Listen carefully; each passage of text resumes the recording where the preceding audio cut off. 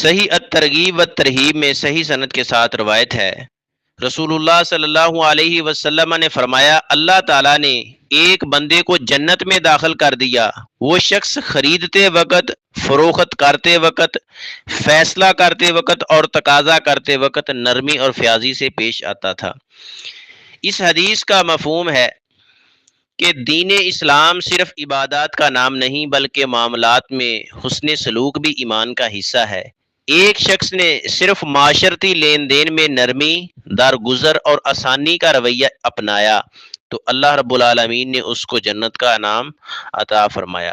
خرید و فروخت کرتے وقت سخت مزاجی، جھگڑالو پن، دھوکہ نہ دینا، جھوٹ نہ بولنا بلکہ نرمی اور کشادہ دلی سے معاملہ کرنا سنت نبوی ہے۔ قرض مانگتے وقت نرمی کرنا، مہلت دینا یا معاف کر دینا بھی بہت بڑے اجر کا کام ہے۔